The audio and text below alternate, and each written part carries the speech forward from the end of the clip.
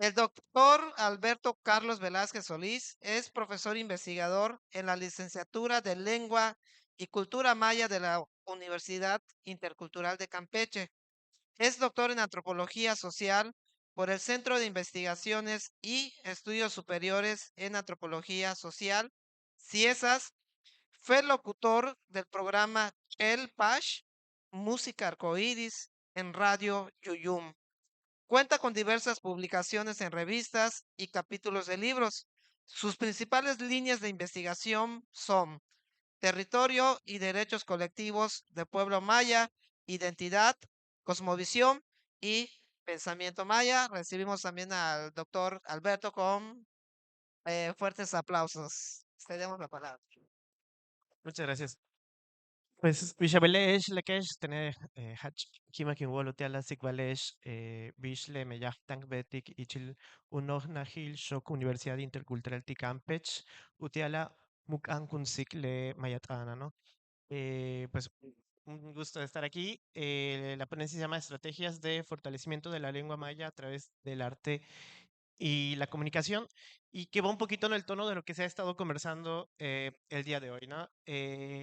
Parto más o menos del concepto de comunicación intercultural como lo entiende Mignolo, que precisamente dice que también tiene que ser una comunicación interepistémica, es decir, hay que partir de que tenemos un marco contextual de colonización y que esa colonización precisamente es lo que ha generado eso que nos compartía el doctor Fidencio en la mañana del desplazamiento lingüístico, de la diglosia, eh, y que ha de alguna manera eh, desposicionado a la lengua maya en el caso, por ejemplo, del Camino Real Campechano, la mayor parte de nuestros estudiantes no son mayablantes activos, sino que decimos son mayablantes pasivos, es decir, la entienden, pero no la hablan. Han sido socializados en la lengua, pero no la dominan, no la pueden hablar, no pueden interactuar.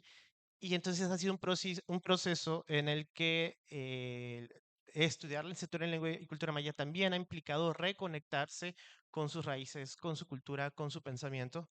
Y bueno, un poquito cómo lo hacemos. En el caso de la UICAM, el sistema que manejamos es un sistema modular intercultural. El sistema modular empieza en la Universidad Autónoma Metropolitana, Xochimilco, allá en la Ciudad de México, y que busca trabajar en torno a un problema eje, es decir, hay una problemática identificada que se tiene que resolver, ¿no? Es decir, y en ese sentido no tenemos materias aisladas, sino que en un cuatrimestre o en un semestre todas las unidades que se ven son unidades modulares, no son, haz de cuenta, asignaturas que tienen que ver precisamente con el mismo problema eje, con la misma problemática a resolver.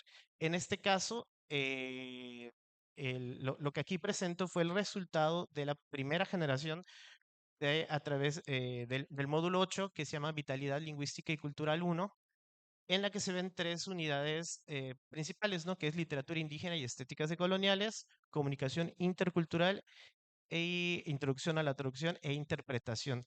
Adicionalmente a eso se llevan dos unidades transversales, que es lengua maya, bueno, lengua adicional al español, Mayatán 8, ¿no? Y literacidad.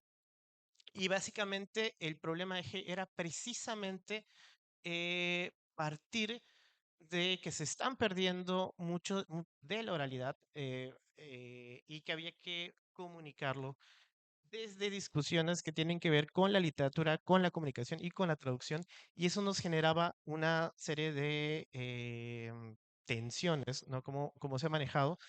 Y bueno, básicamente, ¿cuáles eran los tres pasos a seguir? ¿No? El primero precisamente era a partir de un SIGBAL, ¿no? Registrarlo, documentarlo, es decir, pude ir con mi abuelo y conversar, que me cuente una historia, a lo mejor del Guaymono, del Guaymash, ¿no? Y documentarlo y decidir, ¿no? En ese sentido, si me quedo a nivel de traducción, es decir, si me lo contaban en español, tengo que traducirlo a maya, si me lo cuentan en maya, traducirlo al español, pero con todas las tensiones que eso implica, ¿no? Un poco lo que nos compartía el doctor Adrián hace un rato. Hay términos que no se pueden hacer equivalencias lingüísticas así por así, ¿no? Y parte de esas tensiones, ¿no? Como cómo traducir una onomatopeya, ¿no? Este, pierden el sentido cuando los pasamos del maya al español, ¿no? Em, en ese sentido, al mismo tiempo, la cuestión de si voy a retomar un texto y lo voy a convertir en un cuento, en una obra de teatro, en algo más, en una pintura, o simplemente me quedo en la traducción, ¿no? Vaya, eran elementos que ellos tenían que ir discutiendo y que pensados desde la comunicación precisamente nos permiten utilizar diferentes canales como el verbal, el no verbal, la proxémica, lo gestual, vaya, utilizar diferentes canales para que no sea nada más el texto o no sea nada más la oralidad, ¿no? Sino esta combinación de elementos que precisamente permitan la revitalización, vaya, pensado así, por ejemplo, uno de los estudiantes, Miguel, dice, el Mayatán no solo se da en la oralidad con el propósito de transmitir un mensaje, sino que estas vías literarias y artísticas demuestran que la lengua maya contiene esencia, ¿no? Básicamente fue lo que va descubriendo. Además, son visualmente llamativas tanto para el maya hablante como para el no maya hablante, ya que no es común observar algo con mensajes en mayatán. Uno va por la calle y a veces incluso el paisaje lingüístico, no es decir, la presencia de la lengua maya en nuestros pueblos, pasa, lo ves y no te dice nada, pero de repente hay ciertas rupturas, o cuando empieza a haber presencia de la lengua maya escrita, donde entonces nos empezamos a fijar, ¿no? Entonces, ante esa pregunta de, bueno, ¿cómo interpelar a nuestros mayablantes pasivos, a estos que dicen, no, no la hablo, pero sí la entiendo, no me la enseñaron, no la aprendí, me interesa, pero o sea, mi abuelita la hablaba, yo ya no la hablo, ¿no? Entonces, ¿cómo realmente interpelarlos? Porque luego dices, bueno, has sido socializado en un espacio donde está la presencia de la lengua maya, pero no la estás hablando. Entonces, la idea era el punto de partida precisamente desde el arte y la literatura. Y bueno, aquí les voy a compartir básicamente diferentes experiencias de lo que fueron haciendo los estudiantes. Uno de ellos, bueno, una de la estrategia colectiva fue que pusieron en escena una obra que fue de la de Chichop de Feliciano Sánchez Chan. Bueno, no él la crea, sino él más bien precisamente la registra y la transcribe y ponerla en escena. Y de allá este equipo decidió que tenía que hacer un mural sobre una parte de la escena, ¿no? Y parte de sus discusiones era, ¿importa la extensión del texto? O sea, es un mural, pero ¿importa la extensión del texto? Siento que está muy corto, ¿no? Pues finalmente el texto nada más dice, ya tuna topanqui lees, mejen chiches, ¿no? Que es una parte que les llamaba muchísimo la atención del texto, ¿no? Dice otra compañera, ¿será que lo van a entender? Porque pues, lo que decíamos, ¿no? Si hay un nivel de analfabetismo en español, puf, en maya es abismal, ¿no? Entonces, y dicen, bueno, lo ponemos en maya y ¿qué van a entender? ¿No? Dice otra, no sé, pero sí llama mucho la atención. Todos se quedan viendo qué dice, ¿no? Incluso algunas personas que se acercaron y estuvieron conversando pensaron que a lo mejor tenía que ver con chichen, por la palabra de chiches, este, pero vaya, y precisamente en ese espacio se abre una pequeña brecha para que la gente se pare y pregunte, se pare y hable, ¿no? Porque pues desde las viejitas diciendo, ya, y una vez que se los leíamos, ahora sí ya lo entendí, ¿no? Ya vi que dice, y entonces empezar a naturalizar la presencia de la lengua maya en el espacio público. La reflexión de Silvia, que es la primera que aparece, la que está pintando el cenote, dice, nos permite generar espacios creativos en diferentes lugares y sobre todo participativos que motivan a expresar el uso de la lengua, no solo en nosotros como estudiantes, sino también para la comunidad, ¿no? Finalmente, lo colectivo aparece como un elemento central. Otra compañera, Sandra, ella se va a Tancuché, no lo hace en su pueblo, sino se va a otro pueblo. Ahí había escuchado, conocía a doña Elvia, que contaba historias de que en la época de las haciendas, bueno, más bien cuando se caen o la caída de las haciendas, cuando salen huyendo los hacendados, esconden en ollas su oro, ¿no? Y bueno, entonces va con doña Elvia y le cuenta, ¿no? Cuando ella una vez encuentra ese oro. Lo interesante es que es un cuento que fue un proceso comunitario a tres manos, porque el Zigbal, pues lo hizo doña Elvia en Maya, Sandra hace la transcripción y la traducción, y luego llega con sus hijas, le cuenta las historias, y le dice, ¿cómo te imaginas los personajes? ¿Cómo te imaginas la historia? Y la niña empieza a crear los dibujos, ¿no? El dibujo que están viendo allá es precisamente de su hija, de Giuliani y Jocelyn. Y entonces, justamente al final, todos los estudiantes lo que hacen es una feria, un festival donde van proyectando, van contando, van presentando sus trabajos y en ese sentido crea un cuento, ¿no? A partir de la oralidad, diciendo, bueno, este Sigval es de Doña Elvia, yo lo que hago es transcribir, traducir y mi hija es la que hizo los dibujos. Entonces empezamos a colectivizar el proceso, que es parte de la cuestión que tiene que ver con la, con la discusión en la literatura indígena. Si lo que me cuentan y de repente lo escribo como literatura es mío, cuando que la oralidad, pues es de todos los que estamos en el pueblo, porque es una historia que a alguien le pasó, que es una vivencia y que la conocemos todos, ¿no? Entonces, este elemento de lo cognitivo como algo central, ¿no? eh, Otra compañera, ¿no? Después del Sigval a la pintura, después de, bueno, perdón, decía Sandra, después de escuchar la historia que me contó doña Elvia sobre lo que le decía, ¿no? De que llega a su casa y le dice a su hija y lo dibuja. eh, Unos compañeros decidieron, un equipo decidió hacer un noticiero, o sea, más bien yo les había dado la instrucción de que tenían que, para comunicación, hacer un noticiero, y ellos parten de que querían trabajar con niños, porque habían estado trabajando con niños en sus procesos de vinculación comunitaria, y decían, bueno, ¿y cómo les hacemos llegar un noticiero en maya a los niños? ¿No? Y dicen, pues de chicos todos veíamos títeres, veíamos titeradas, ¿no? ¿Por qué no lo hacemos con títeres? Y dice, ya sé, dice uno, ¿no? Que los personajes sean animales del lugar. Entonces al final los personajes fueron Kejnia, ¿no? De venado, Tuliana, que faltó en la foto Tuliana, y Bajlerio, ¿no? Que es el de arriba, que sería la tusa. Em, y luego, pues, después de una pausa prolongada, se quedan viendo y dicen, ¿cómo ahora una tusa? No, ¿cómo le vamos a poner voz a una tusa? Y bueno, al final fue que presentaron hicieron sus propios títeres y dieron noticias que estaban pasando en ese momento del Camino Real, ¿no? Había sido el evento donde precisamente estuvo el doctor Fidencio en la UICAM cuando se hizo lo de el fortalecimiento de la lengua maya, una reunión del comisariado ejidal y el clima, ¿no? O sea, fueron las tres noticias que presentaron y en una versión que realmente lo ves y fue divertida, con errores de pronunciación porque además era un equipo donde no eran mayablantes, pero que en su reflexión dice, nos sirvió precisamente para fortalecer, o sea, para obligarnos a hablar, ¿no? Y además hablar pensando en que en ese momento eres un personaje que no es humano, ¿no? Que es como escuchábamos cuando nuestros abuelos nos contaban las historias y hacían sonidos de los animales. Entonces, el tener que recordar, sí, cierto, sí sabemos cómo habla una tusa porque nos hacían ese sonido cuando nos lo contaban de chiquitos, ¿no? Entonces, vaya, no he perdido. En el lado izquierdo, sí, sí, es lo mismo, ¿no?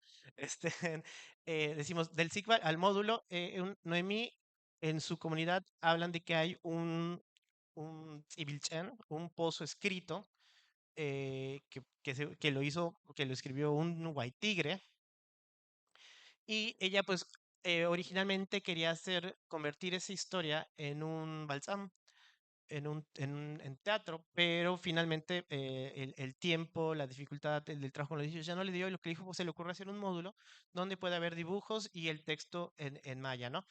Y en ese sentido, era algo que ese módulo llamaba mucho la atención, ¿no? En el día de la feria, y un señor se acerca y empieza a verlo y dice, sí, sí es Hachmaya, no como nosotros que hablamos maya mestizo, ¿no? Nosotros solo lo sabemos hablar y luego sigue diciendo, pero ese sí es el, ¿verdad que es el maya legítimo? Nos dice, pues sí, pues, o sea, vaya, pero así lo hablas, ¿no? Le digo, pero usted lo leyó, ¿lo entendió? Dice, sí, sí, sí se entiende, ¿no? Dice, ¿cómo es que, o sea, cómo es que lo saben escribir? Qué padre que lo saben escribir, ¿no? ¿De dónde son? Y dice a la compañera, no, pues yo soy de Tancuché y esa historia es de allá. Y dice, o sea, le dice, y empieza a decir el señor, yo hablo maya, soy muy mayero, pero no lo sé escribir, ¿no? Entonces, el poder precisamente en estos espacios de ver que sí se puede escribir es otra vez, como decía Omar, perdón, no sé, te estoy tuteando, como decía Omar, el tirar la semillita, ¿no? Y ver qué se recoge después, ¿no? Porque finalmente es un espacio que va generando ese interés y esta ruptura muy, muy fuerte de decir, ay, o sea, un espacio donde todo lo que me están mostrando está en lengua maya, ¿no? Que es una feria, un festival. Y bueno, del Sigval al performance, porque no fue propiamente un balsam, sino que fue más bien ella disfrazada, haciendo como la Ixtabay, en el caso de la imagen de la derecha, contando la historia. Y eso sí, en el caso de Agustina, ella dijo, yo también quiero que esté en español, ¿no? Entonces, del otro lado, en una narradora, haciendo la interpretación en español, ¿no? eh, y decía, bueno, como es actuado, hasta los que no hablan maya lo deberían entender, pero al final pensamos en traducirlo, ¿no? O sea, dije, siempre, siempre sí, ¿no? Eh, Todavía hay esta tensión entre quienes van discutiendo y dicen, no, yo sí quiero que esté todo en maya, porque finalmente es mi derecho, o sea, el módulo anterior habían visto sobre derechos colectivos y entonces con los derechos lingüísticos se engancharon mucho y dijeron, no, pues sí, que vean cómo le hacen. Y quienes dicen, no, porque también hay niños y los niños que no lo hablan, pero los tenemos que, ahora sí, como le estaba, y los tenemos que engatusar para que se acerquen, pero no puede ser tan brusco, ¿no? De que solo sea en maya. Entonces, vaya, ahí por ahí sus reflexiones. Un equipo lo que les tocó hacer era un sketch y ellos le llamaron Sheshektan en el sentido de estas palabras cuando revolvemos palabras, ¿no? Ellos les toca hacer un sketch y entonces partieron de dos palabras, ¿no? La diferencia entre el calantaba, de cuídate, y el calaantaba, ¿no? De emborracharse. Y de caí, caí. Entonces fue un video un poquito gracioso, como tipo sketch de, no sé, de Herbes o algo así. Y el mismo hecho de pues, presentarlo y subirlo a las redes, ¿no? Eh, de allá, otras experiencias, él es Carlos Chichán, uno de los que participó en el sketch y que él fue con un señor que hace milpa y le contaba muchas, pues todas sus reflexiones sobre cómo se está perdiendo, quién va a hacer la milpa cuando ella no esté en su familia, porque pues ya nadie más la hace. em, y vaya, toda esa importancia de, bueno, y quién le va a dar, ahora sí que sus acá a los aluches, ¿no? Y entonces él lo que va haciendo es esas pequeñas frases con, ahora sí que decimos con punch, ¿no? Que son muy llegadoras, hacerles un dibujo, que para los dibujos trabajo con niños y los niños fueron quienes hicieron los dibujos y convertirlos en stickers junto con las frases en maya. Y de esa manera el dibujo reforzar lo que está en el texto, ¿no? Y pues llenar todos los pueblos del Camino Real de stickers, ¿no? Y finalmente la reflexión era que el fortalecimiento de la lengua maya no se limita únicamente a lo escrito, pues nuestra lengua y cosmovisión son distintas a las occidentales, aunque si bien es importante la escritura, tener un fortalecimiento lingüístico multidisciplinario ayuda a que la comunidad se involucre de mejor manera en la revitalización y fortalecimiento de la lengua maya, ¿no? Y precisamente pues en el contexto de que él trabajando con los niños.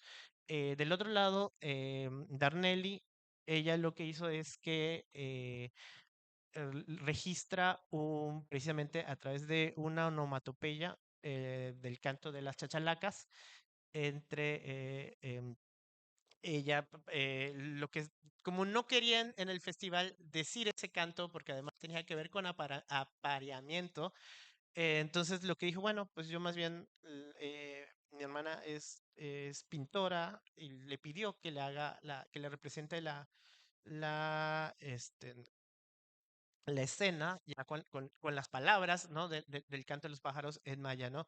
Ella sí con la posición de no, no, que no hay cómo traducirlo, ¿no? Y ahí, perdón por el error de dedo, bueno, ella dice, ¿no? El contenido contribuyó a la reflexión y valoración de las poéticas en lenguas indígenas, sobre todo, ay, otro error de dedo, permitió analizar la situación en la que se encuentran, así como dar pie a las propuestas que algunos planteamos, ¿no? De precisamente no quedarse únicamente en el registro y la escritura, sino generar otros elementos mucho más vinculados al arte que permitan la revitalización de la lengua, ¿no? Y pues, bueno, y aquí finalmente la primera vez que se presenta la obra em, de Chichop, de Pájaros, bueno, escrita por Feliciano Sánchez, y en la que participó todo el grupo.